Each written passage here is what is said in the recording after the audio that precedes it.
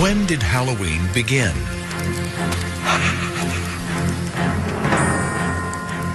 Ancient origins go back to the old Celtic calendar, and the old Celtic tribes divided the year between a light half and a dark half.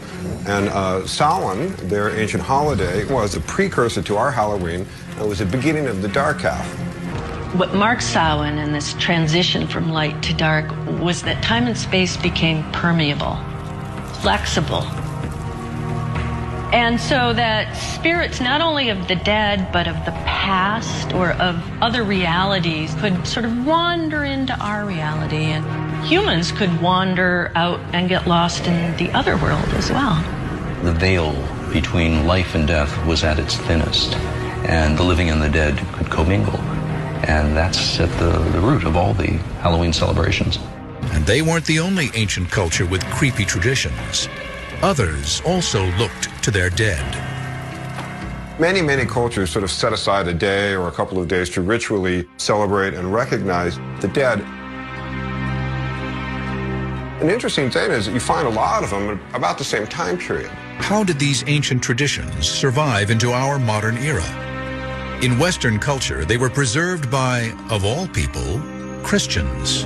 In a bizarre twist of history, as Christianity spread, it adopted and reimagined pagan folkways rather than try to stamp them out.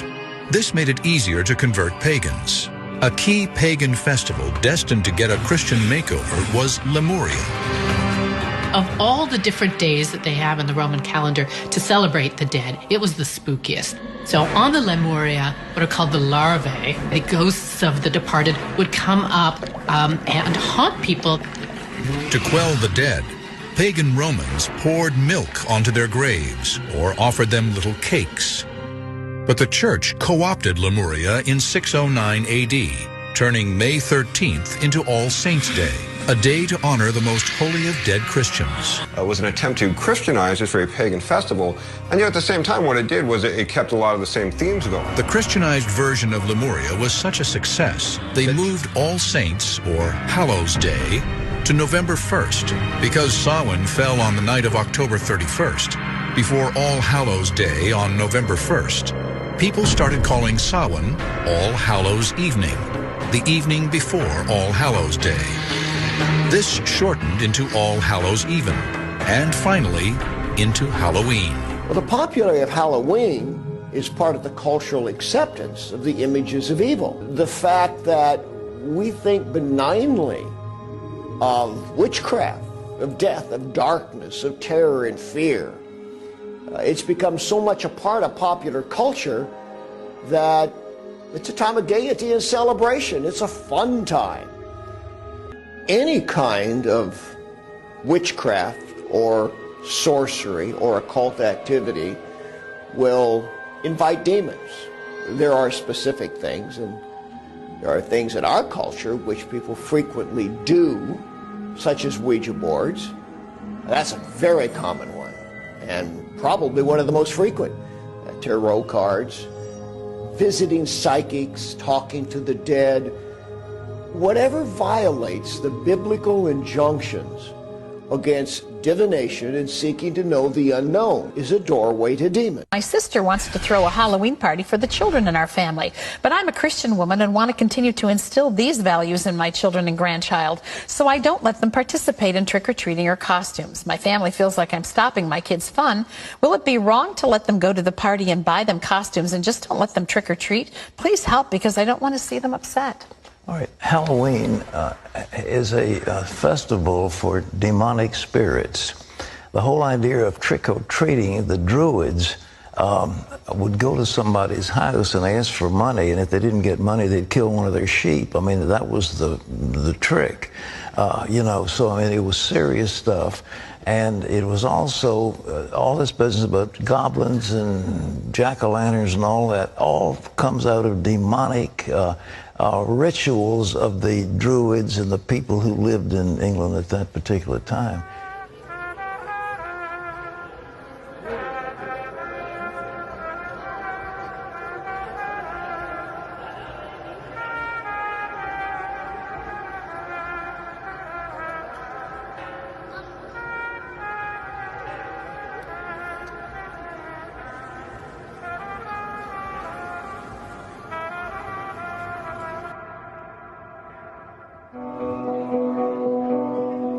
She will punish your enemies and protect your loved ones.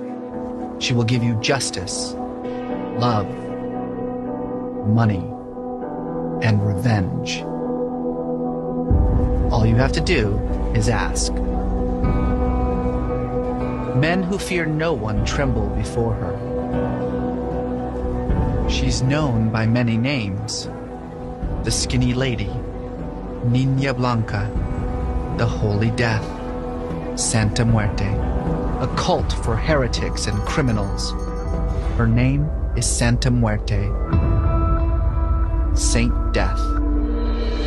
The ancient Aztec god of the dead, the lord of Mictlan. Mictlan is the lowest part of the underworld. Very important Aztec god. You can see with the skull imagery, very much like Santa Muerte. It's focused on concepts of death and the dying. In fact, there's evidence that there was some form of sacrifice, definitely some form of cannibalism that took place with his cult. Mexico is a country ravaged by crime and violence, much of it at the hands of drug cartels. But many believe that the corruption that allows these cartels to operate with near impunity reaches up to the highest levels of the police and the government. In 2014, 43 students from a rural teachers' college were on their way to an anti-government protest when their van was intercepted by the local police force. The police allegedly handed them over to a criminal cartel. None of the students were ever heard from again. There's an estimated 2 to 5 million devotees of Santa Muerte in Mexico. Initially embraced by criminals and narco-traffickers, it's now expanded to become one of the fastest-growing religions in the country. Mexican cartels and gangs are praying to her for protection from law enforcement. Almonte's concern is for law enforcement because she's associated with violence. She represents death. Evident by some of the cases where shrines and candles with Santa Muerte have been found at crime scenes. People have been killed and then their bodies or body parts offered up to Santa Muerte as an offering for protection from law enforcement. Another frightening aspect, people who worship her truly believe Santa Muerte decides whether they are going to hell or heaven. And the way to heaven is worshiping her and leaving her gifts. So we have these Mexican cartels that are involved in a lot of horrible things, beheading people, torturing people, killing people. They still think they're going to heaven. That becomes an officer safety issue.